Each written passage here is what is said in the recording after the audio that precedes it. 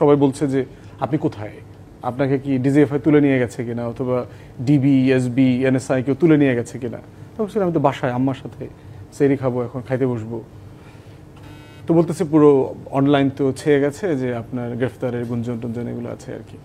তো পরে তো এনিওয়ে আমাদের দলীয় পেজ থেকে বক্তব্য দেওয়া হয়েছে, আজকে দলের পক্ষ রিয়েলিটিতে আমরা বাস করছি।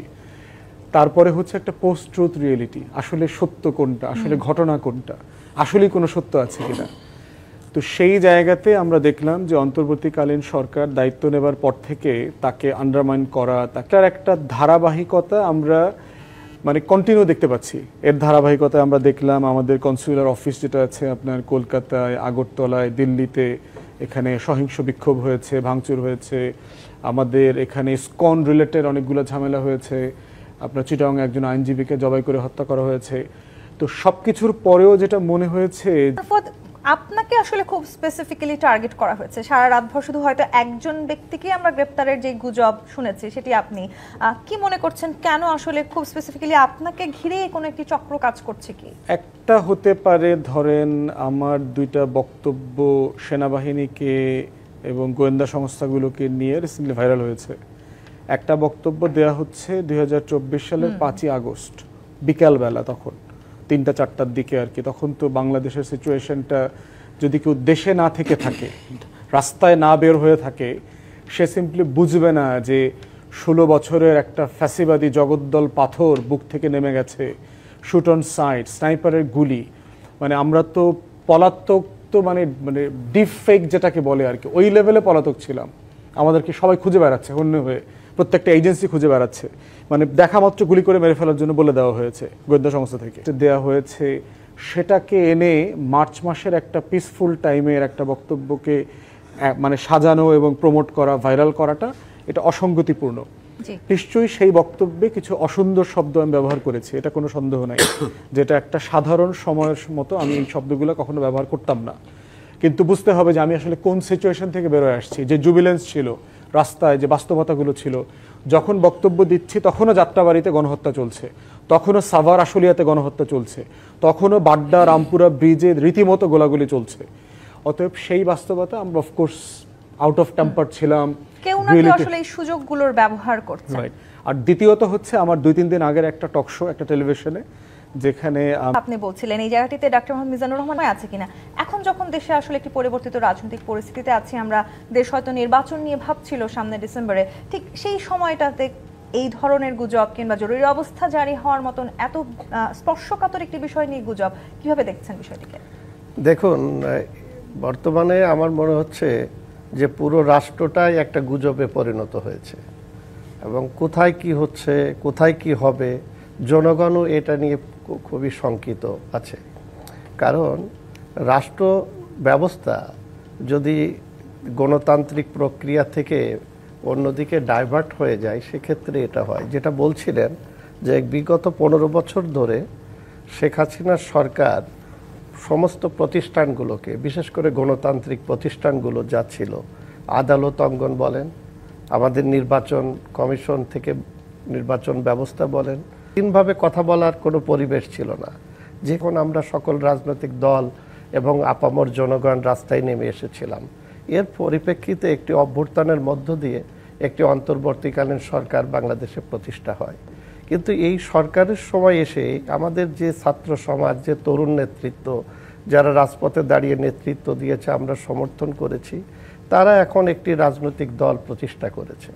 আমরা গণতান্ত্রিক রাষ্ট্রে একটি রাজনৈতিক দল প্রতিষ্ঠাকে স্বাগত জানাই, কিন্তু সরকারের মধ্যে থেকে বা সরকারের প্রোটোকল নিয়ে, সরকারের বিভিন্ন সুযোগ সুবিধা নিয়ে এই ধরনের রাজনৈতিক দল প্রতিষ্ঠা, এটা আমরা যারা রাজনীতির মাঠে আছি, আমরা কিংবা এদেশের জনগণও সেটাকে স্বাভাবিকভাবে নেয়নি।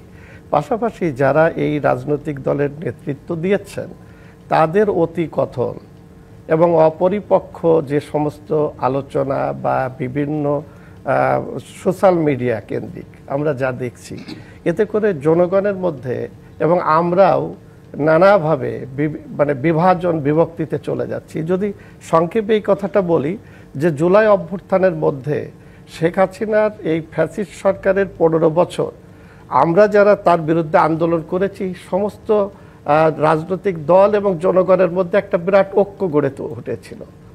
তারা তো সরকারে আছেন, তো তারা এটা তো অনেক কিছু হয়েছিল, একটা জটিল অবস্থা, একটা গণ অভ্যুত্থান, 3 দিন সরকার ছিল না, একটা সরকার পালিয়ে গেছে, উৎখাত হয়েছে।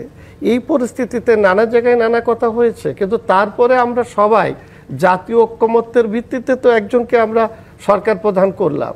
এখন আপনি ওই সরকারের থেকে যদি আপনি নানান ধরনের কথা উদ্ভট অতিকথন আপনি কন, তাহলে তো আপনি ওখান থেকে এসে রাজনীতির মাঠে চলে আসেন, কিন্তু যেমন আবার নাহিদ এই ইসলাম আসছে। গুজবের দায় আসলে শুধুই যারা সরকারে আছে তাদের, নাকি আসলে দেখতে হবে কারা আসলে এই ধরনের পরিস্থিতি তৈরি করার চেষ্টা করছেন? এখন যদি বলি, তাদেরকেও আসলে এই ধরনের অবস্থা তৈরি করছেন, গুজব সৃষ্টি করছেন, এবি পার্টির তরফ থেকে সেই বক্তব্য দেওয়া হয়েছে দেশকে অস্থিতিশীল করা। এবং আপনি নিশ্চয়ই জানেন তারেক রহমান তিনিও আজকে বলেছেন বাংলাদেশে এটি খুব গুরুত্বপূর্ণ একটি ধন্যবাদ ব্যারিস্টার ফুয়াদ এবং ডক্টর মিজান।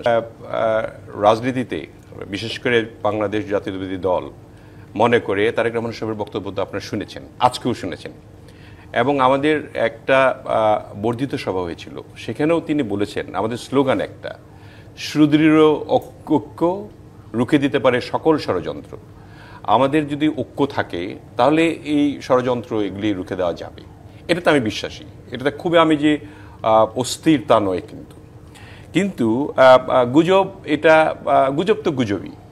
এই গুজব যেমন ওনার গুজবটা শুনলেন আপনি, ওনার তো বর্ণনাই করলেন, এবং সবচেয়ে বড় বিষয়টি হয়েছে যে আপনার এই অন্তর্বর্তীকালীন সরকার খুব ঠিকভাবে আইডেন্টিফাই করতে পারলো না কাদেরকে সরালে কাদেরকে রাখলে এই দেশটা স্থিতিশীল থাকবে।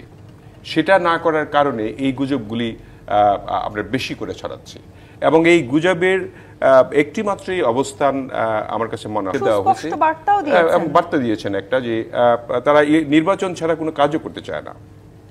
একটা গণ অভ্যুত্থান, 3 দিন সরকার ছিল না, একটা সরকার পালিয়ে গেছে, উৎখাত হয়েছে। এই পরিস্থিতিতে নানা জায়গায় নানা কথা হয়েছে, কিন্তু তারপরে আমরা সবাই জাতীয় ঐক্যমত্যের ভিত্তিতে তো একজনকে আমরা সরকার প্রধান করলাম।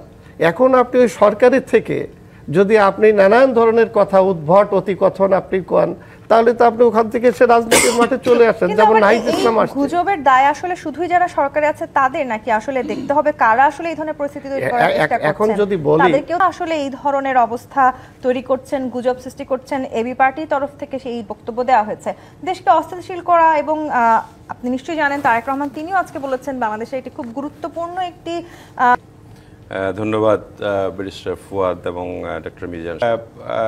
রাজনীতিতে বিশেষ করে বাংলাদেশ জাতীয়তাবাদী দল মনে করে তারেক রহমান সাহেবের বক্তব্য তো আপনারা শুনেছেন, আজকেও শুনেছেন, এবং আমাদের একটা বর্ধিত সভা হয়েছিল, সেখানেও তিনি বলেছেন আমাদের স্লোগান একটা, সুদৃঢ় ঐক্য রুখে দিতে পারে সকল ষড়যন্ত্র। আমাদের যদি ঐক্য থাকে তাহলে এই ষড়যন্ত্র এগুলি রুখে দেওয়া যাবে, এটাতে আমি বিশ্বাসী। এটাতে খুবই আমি যে অস্থির তা নয়, কিন্তু গুজব, এটা গুজব তো গুজবই। এই গুজব যেমন ওনার গুজবটা শুনলেন আপনি, ওনার তো বর্ণনাই করলেন, এবং সবচেয়ে বড় বিষয়টি হয়েছে যে আপনার এই অন্তর্বর্তীকালীন সরকার খুব ঠিকভাবে আইডেন্টিফাই করতে পারলো না কাদেরকে সরালে কাদেরকে রাখলে এই দেশটা স্থিতিশীল থাকবে। সেটা না করার কারণে এই গুজবগুলি আমরা বেশি করে ছড়াচ্ছি, এবং এই গুজবের একটি মাত্রই অবস্থান আমার কাছে মনে হয় দেওয়া হয়েছে, বার্তা দিয়েছেন।